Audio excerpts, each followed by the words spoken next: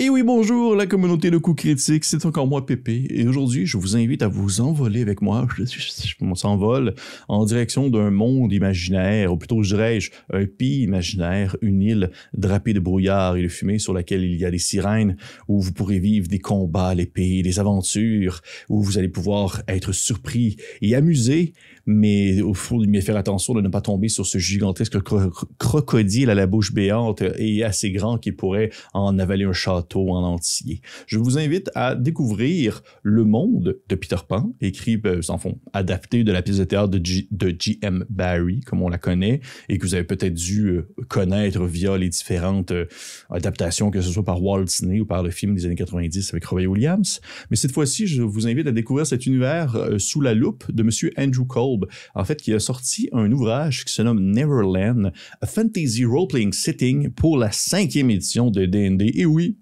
je parle encore de la 5e édition. Je suis peut-être malade, je sais pas, j'ai chaud. Oh, j'ai des sueurs froides. Mais pour vrai, ça vaut vraiment, vraiment la peine de s'y pencher parce que si je décide d'en parler pour la 5e, d'un livre de la 5e comme ça, c'est parce que c'est vraiment, selon moi, c'est d'une qualité assez exceptionnelle, mais vraiment, avant de sauter à pieds joints dans ce monde imaginaire, on va parler un peu, en fait, qui est l'auteur derrière? Eh bien, c'est Monsieur Andrew Kolb, comme je l'ai mentionné, qui est l'auteur ainsi que l'illustrateur, dans le fond, de l'ouvrage. C'est un Canadien qui vit dans les environs de l'Ontario et qui fait plein d'autres choses que des jeux de rôle. Et c'est ce que je trouve un peu intéressant, et ce que je veux aussi, je vais en reparler tout à l'heure, mais du fait que c'est vraiment un monsieur. Tu sais, c'est pas quelqu'un qui est super impliqué dans la communauté et qui va comme prendre la parole pour différents sujets puis qu'on le reconnaît comme étant un auteur super reconnu pour la 5e. Non, le gars, ça y tentait de faire, parmi ses nombreux projets, de faire un livre de setting pour Neverland, l'adapter pour la 5e, puis il l'a fait. Et il l'a édité chez Andrew McMill Publishing. C'est la même boîte qui s'occupe en fait de Snyder et qui font aussi plein d'autres choses. Et un peu la meilleure que monsieur, justement, Andrew Kolb, oui, a fait ça, mais il fait aussi également des livres d'illustration, des livres-jeux, il y a vraiment comme des posters, des choses. Bref, c'est surtout beaucoup un illustrateur et aussi un auteur très autonome, très autodidacte, qui fait absolument tout par lui-même, et ce que je trouve vraiment, vraiment super honorable de sa part. Il a sorti, ou du moins, il va sortir, tout dépendant quand est-ce que vous écoutez cette vidéo, un autre livre qui fonctionne un peu de la même manière que Neverland, sauf que cette fois-ci, c'est pour, en fait, le monde de Oz, c'est-à-dire le monde de Dorothée, le petit chien, je ne me rappelle plus quoi son nom, l'épouvantail, la méchante sorcière, les singes volants avec des ailes, mais on va pas aller là pour l'instant, on va vraiment rester dans Neverland. Donc, côté thème, à quoi est-ce qu'on peut s'attendre? Eh bien, c'est l'univers de Peter Pan, c'est l'univers du pays imaginaire, c'est-à-dire vraiment tout ce que vous pouvez connaître de cet univers-là, les enfants perdus, les pirates, les sirènes, les fées, la magie qui peut s'y cacher, les tribus un peu plus justement tribales, un peu plus sauvages aussi qui vont s'y trouver, tout dépendant comment est-ce que vous voulez prendre un peu on va dire les thèmes qui sont abordés pour pouvoir les exprimer un peu à votre manière, mais M. Kolb a vraiment décidé d'avoir une touche assez particulière parce que ce n'est pas une adaptation vraiment telle quelle, c'est plus un espèce de où est-ce qu'ils en sont maintenant et aussi d'un œil vraiment plus dark. C'est vraiment plus sombre, plus adulte. Je vous dirais que oui, c'est possible de jouer le jeu vraiment à la manière justement d'avoir le thème de Peter Pan et que ce soit très familial, mais du moins, comment est-ce que lui l'a écrit, comment est-ce qu'il présente ça, c'est quand même un peu plus... c'est un peu moins général, disons. Mais tant bien même, on tombe pas dans du dark fantasy super violent, c'est pas ça, mais il y a une petite touche, un petit côté, je trouve, un peu plus mélancolique, un peu plus justement, pas folk horreur, mais tu sais, justement, une espèce de côté conte un peu qui finit mal, des choses comme ça, mais tout en ayant cette beauté et aussi l'effet un peu, justement, un peu fou, puis un peu brillant de tout ce qui peut vivre dans ce merveilleux monde du pays imaginaire. Si jamais vous ne connaissez pas, eh bien, je vous conseille fortement d'aller jeter un coup d'œil en fait au film de Walt Disney qui date même d'il y a plusieurs années, peut-être même aussi l'adaptation justement avec Robbie Williams et Dustin Hoffman? C'est-tu Dustin Hoffman? Bref, Robbie Williams, Maggie Smith aussi qui fait une apparition, et Julia Roberts, il me semble. Mais je vous conseille d'aller jeter un coup d'œil si jamais c'est une thématique que vous ne connaissez pas du tout. Peut-être même aussi de lire la pièce de Jim Barrie, ça vaut vraiment quand même la peine. C'est très intéressant comme univers et c'est très justement conte imaginaire, la création enfantine, on va dire l'esprit enfantin qui va matérialiser un peu son besoin d'aventure et on va dire de conflit aussi également au travers d'un univers qui va s'exprimer par justement des jungles profondes, des dangers naturels, des animaux sauvages, des pirates, etc. Bref, c'est une île assez bourrée de stock côté thématique. Je pense que vous allez en avoir jusqu'à ras-bord de votre assiette, si je peux me permettre l'expression que je viens tout juste d'inventer. Ensuite, côté règles, eh bien, comme je l'ai mentionné, c'est pour la 5e édition de D&D. Eh bien oui, même si, oui, c'est pour la 5e, mais c'est ça le gros mais, donc je ne vais pas commencer à expliquer comment fonctionne la 5e édition de Donjons Dragons. Je pense qu'on le sait déjà amplement. Cette vidéo-là n'est pas une vidéo d'introduction sur la 5e.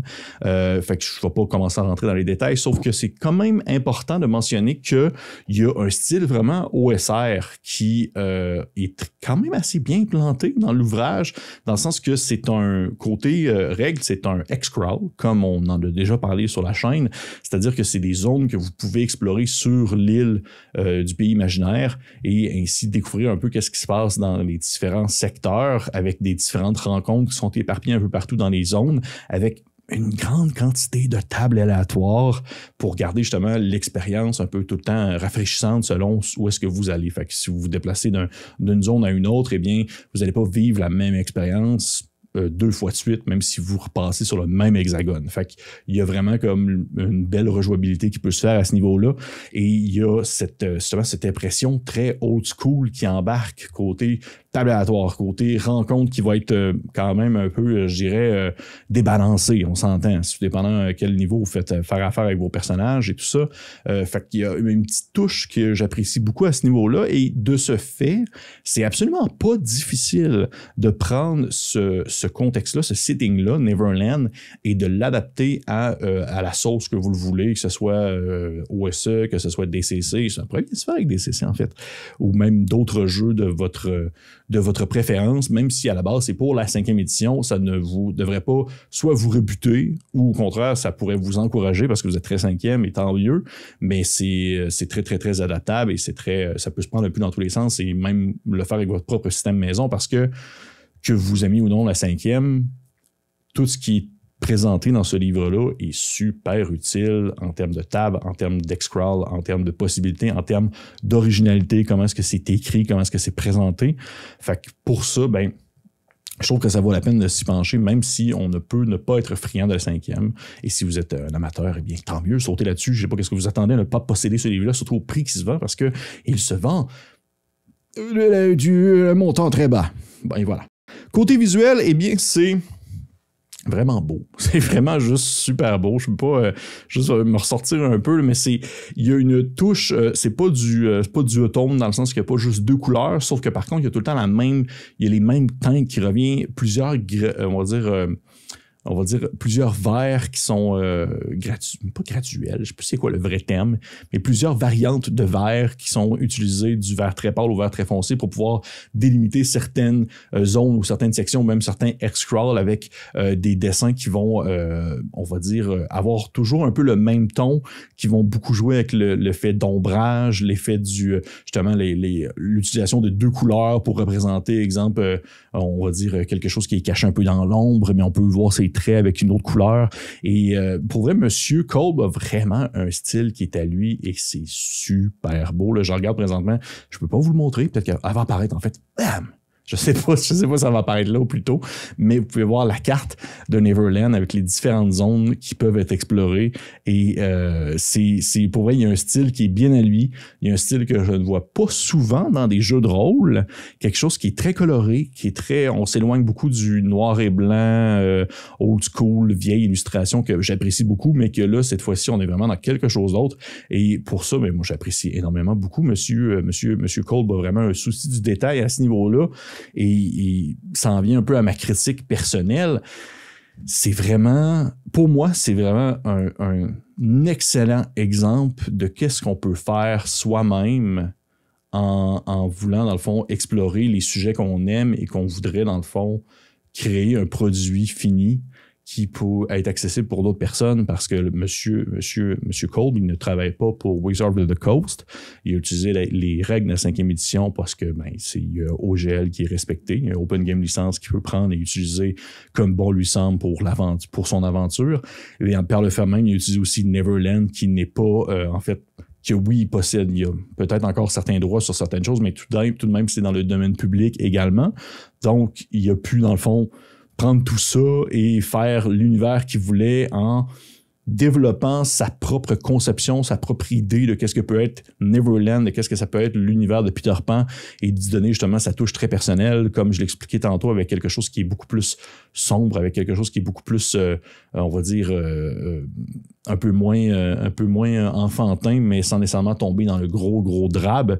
Donc, c'est son univers à lui, comment est-ce qu'il le perçoit, comment est-ce qu'il l'a visualisé, parce que c'est son style aussi à lui qui est très, très propre, et comment est-ce qu'il l'a aussi écrit, parce que c'est ça que je trouve aussi surprenant. M. Kolb est un individu absolument complet, dans le sens que, de un, le livre est super beau, de deux, le livre se lit super bien, c'est vraiment bien écrit, il y a des super bonnes idées qui sont exploitées pour pouvoir renouveler l'expérience, pour pouvoir renouveler l'aventure de Neverland, parce que oui, vous allez toujours comme reconnaître un peu les référents, un tant soit peu que vous connaissez l'univers du pays imaginaire, mais vous allez toujours être surpris par la twist que l'auteur a apportée, par l'approche, on va dire, par la bande qui est venue chercher concernant telle thématique, concernant Capitaine Crochet, peut-être. Je n'ai pas parlé de Capitaine Crochet encore, mais je vais laisser ça un mystère si jamais vous achetez l'ouvrage.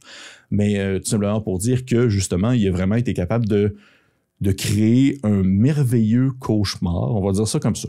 J'ai vu ça sur Internet passer comme terme merveilleux cauchemar. Je trouvais que ça sonnait très bien.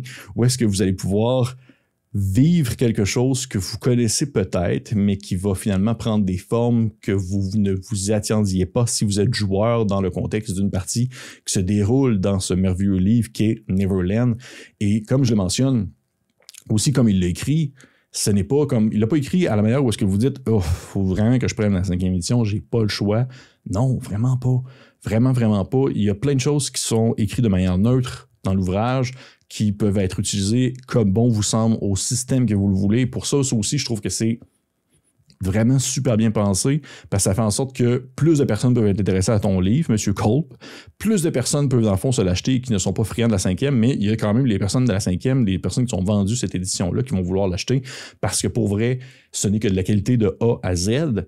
Et ça a un prix vraiment bas. Ça coûte vraiment pas cher, ce livre-là. Il coûte vraiment pas cher à acheter. Il est un peu plus petit côté format que, exemple, un livre de la 5e édition normale, ceux qui sont publiés par Wizards of the Coast. Mais ce qu'il contient, c'est de la qualité du début à la fin. Je ne peux que lui donner 5 crochets sur 5. Je sais pas, je vais inventer ça. J'essaie de faire comme un niveau de note de cotation. Je sais pas trop, là. Mais simplement, je termine là-dessus. Sautez là-dessus. Si un temps soit peu, c'est le genre de sujet qui vous intéresse. Si vous êtes curieux de découvrir, ce n'est pas une grosse dépense, comme je le mentionne, de voir qu'est-ce que peut cacher, qu'est-ce que peut vous faire redécouvrir le monde des enfants perdus, où Peter Pan, en fait, voyageait en espérant ne pas vieillir et rester un enfant pour toujours. Avec, oh mon Dieu, c'était le film avec Robert Williams, c'est quand même vraiment triste aussi. Ça m'avait vraiment fait pleurer quand j'étais jeune. Bref, merci aux personnes qui nous ont écoutés. Le lien, en fait, je vais vous laisser un lien en bas de la vidéo pour les personnes qui sont intéressées à jeter un coup d'œil où est-ce qu'ils peuvent se procurer ce livre-là, parce qu'il y a différents endroits où vous pouvez l'avoir. Et si jamais vous l'avez déjà, mettez-le en commentaire. Je serais curieux de savoir votre opinion sur la question. Qu'est-ce que vous en avez pensé? Qu'est-ce que vous l'avez lu? Est-ce que c'est le genre de choses qui vous intéressent? Dites-moi-le en commentaire. Petit pouce vers le haut, commentez, abonnement. Et les autres, on se dit à la prochaine. Bye bye.